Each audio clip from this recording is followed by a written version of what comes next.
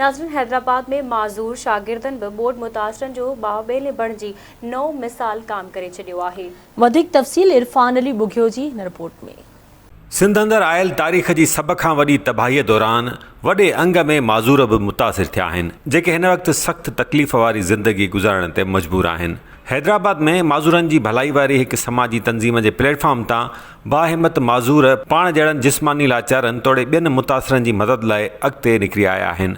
माज़ूर समाजी अॻवान लाल मोहम्मद जी अॻवानी में अहिड़नि नौजवाननि ऐं नारियुनि हिम्मत ऐं जुरत जो नओं मिसाल क़ाइमु करे वरितो आहे। ही माज़ूर हैदराबाद में क़ाइमु मुख़्तलिफ़ रिलीफ कैंप्स तोड़े बंदनि ऐं रोड किनारनि ते वञी मुतासिरनि जा ॿांह ॿेली थियनि था। उहो ॿार हुआ जिते माण्हू तरस खाईंदा, हाणे इहो ॿार हमरा आहिनि जेको मुल्क जी ख़िदमत पिया करनि। हैंड्स जो कमु हीअ आहे कि माण्हू खे एम्पावर करे, माण्हू खे इन तरीक़े सां तयारु करणु कि माण्हुनि जी ख़िदमत करनि। सिहत जे हवाले सां इंतिहाई सिचुएशन ख़राबु लॻी पई आहे ऐं ख़ुदा न ख़ास्ता वबा न फैलिजी वञे। ऐं मुख़िर हज़रात सां ऐं ॿियनि हमराहनि खे चवंदुसि कि मानी सां गॾोगॾु कैंप, मेडिकल कैंप लाज़मी लॻाइनि। दुनिया खे ॾेखारणु था चाहिनि त ॾिसो, जेकॾहिं असीं जिस्मानी भले माज़ूर हुजूं पर जेकॾहिं असीं हिम्मत करियूं तो असां सब कुछ करे सकूं था। हम किसी को मोटिवेट कर रहे हैं कि जो पर्सनल डिसेबिलिटीज़ अगर माजूर अफराद है वो व्हील चेयर पर आके अगर अपने दूसरे जो बहन भाई अगर मुश्किलात में उनकी मदद कर सकते हैं, उनका साथ दे सकते हैं, तो जो दूसरे लोग हैं वो भी ज़रूर कर सकते हैं। टीम सां गॾु हिते आया आहियूं ऐं हिते हिकिड़ी कैंप लॻाई आहे जंहिंमें असां व्हील चेयर्स डिस्ट्रीब्यूट कयूं आहिनि। ॿिए पासे ही शागिर्द जेतोणीकि ख़र्च पखे लाइ पाण बि पंहिंजे वालिदैन ते भाड़ीनि था, पर सिंध ते ॾुखियो वक़्तु आयो त हुननि खीसे में पियल सभु पैसा गॾु कया ऐं पंहिंजनि भाइरनि जी मदद लाइ निकिरी पिया।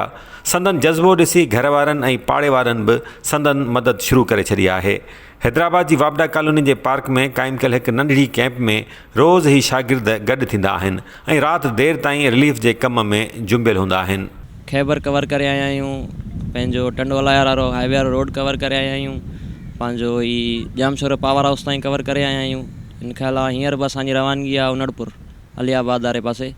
मुख़्तलिफ़ क़ौमुनि जा माण्हू आहिनि, ठीकु, पर आहिनि असांजा सिंधी भाइर, त असांजो फ़र्ज़ु आहे उन्हनि खे हिन मुश्किल घड़ीअ में असां उन्हनि जो साथ ॾियूं। असांजी कोशिशि इहा आहे कि असांखे फंडिंग थिए त असां उन्हनि खे कैंप्स प्रोवाइड कयूं। मां सभिनी खे दरख़्वास्त कंदुसि जेतिरो थी सघे थो उन खां वधीक इन्हनि माण्हुनि जी मदद कनि।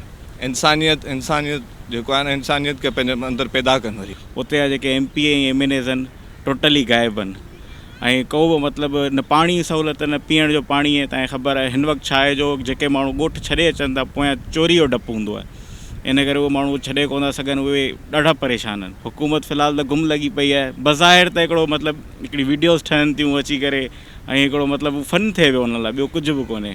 सरहंदीअ वारनि चूंडियल नुमाइंदनि ऐं ॿियनि इख़्तियारनि लाइ पैगाम आहे त जेकॾहिं को व्हील चेयर ते अॻिते वधी मुतासिरनि जी वाहर करे सघे थो त वॾियुनि गाॾियुनि में ॿाहिरि छो नथो निकिरी सघिजे।